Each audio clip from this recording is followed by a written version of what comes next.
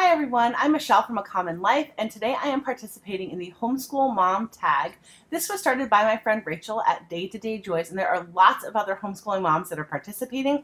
So I will have all of their channels linked to down below. Make sure that you check them out because these ladies are some of my very good friends now. We met through YouTube and we talk all the time online, and I just know that they have so many great things to share with you. So make sure you check them out.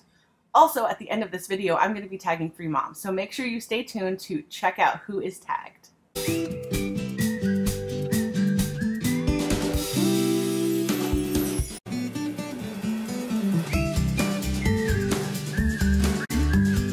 Question number 1 is, were you homeschooled? And no, I was not homeschooled. My husband, however, was homeschooled for several years, but for me, it honestly wasn't even something that was on my radar. I knew that people went to public or private school, and that was basically all that I knew until I was probably almost done with high school when I finally learned about homeschooling. Question number 2, did you always know that you were going to homeschool your children? No, we did not. There were times where my husband was pro-homeschool and then I was anti-homeschool, and there were times when I was pro-homeschool and he was anti-homeschool, and we kind of went back and forth trying to figure out what to do. However, when our son was about 4 or 5 years old, he went to a private cottage school, which is basically a school where you go 2 days and then you homeschool on the other 3 days. And so that was kind of where we got a little bit of a taste of homeschool. However, the following year we did send him to public school, and we sent our daughter as well the year after that. But partway through the year, we actually brought him home and started homeschooling him, and we have found that it has been a really good fit for our family. Question number 3 is, what are 3 of your favorite books in your homeschool library? So I'm going to be sharing 3 different types of books. The first book that I'm going to share is The Well-Trained Mind by Weiss Bauer. And this is one of the books that I read at the very beginning when I was trying to figure out what I wanted to do, how I wanted to homeschool, and basically what it was going to look like. So yes, this book is very long, but it is definitely worth the read. The next book is a book that we use in our homeschool for our art curriculum, and it's called Discovering Great Artists, and I have really loved this book. It makes it very simple and very easy for a homeschool parent to be able to teach their children art. So I'll just show you quickly as I drop pages.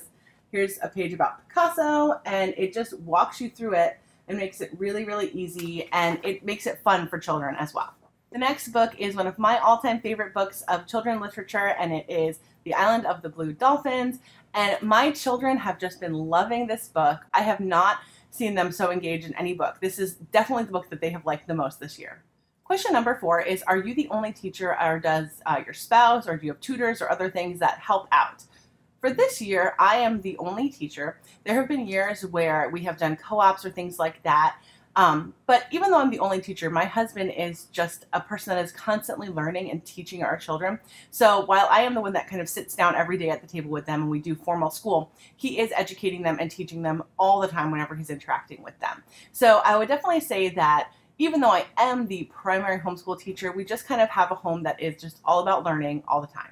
Question number 5 is, where is your favorite place to buy curriculum? Now, we are fortunate that we have a curriculum store right near where we live, and they actually give away a lot of free stuff. So you can go there and not only buy really well-priced, affordable curriculum, you can also get free things. So I was able to get a huge stack of readers there for completely free. So that was wonderful. I also use Amazon and Christian book distributors because they sell a lot of homeschool books there. They have all different kinds of homeschool books, not just Christian books. Like, we get our Singapore math from there. So definitely check out Christian book distributors. Question number 6 is, do you set a budget? And the answer to that is no, we don't set a budget, but I try to be very frugal. I honestly do not spend a lot of money on curriculum.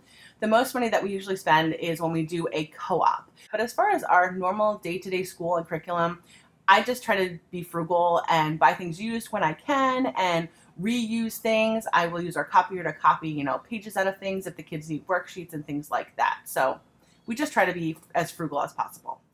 Number 7 is, what are your 2 must-have school supplies? Now, one of my top 2 school supplies are definitely my planner. I recently purchased this happy planner with birthday money. Thanks, Mom and Dad. And so I am loving this, setting it up and just getting it ready to go. We do year-round homeschool, and so I am just starting this in May, and we're going to do all of our summer study, and then we'll just, keep going through it as we start the new school year in August. If you are interested in seeing how I set this up and how I use it for lesson planning, please subscribe to this channel because I'm going to have those videos coming up at a later date. Another one of our favorite homeschool supplies is something that we use every single day, and the kids probably even use it on the weekends too. the Crayola Twistables. I have shared these before in another video, but I have to say these are definitely the most used thing that we use in our homeschool. So we love the color pencils and the crayons, and I will have them affiliate linked down below so that you can check them out as well. While we are doing our read alouds in the morning, the kids like to color, so they use them for that. And then also, you know, if they're doing projects, or even for the younger kids, if they are writing out a sentence and then drawing a picture of it, they will use these. My 5-year-old loves to use them when he does his math, and so we just use them all the time, and they last forever. They're really, really great, so I would highly recommend these. Question number 8 is, what is your least and what is your favorite subject to teach?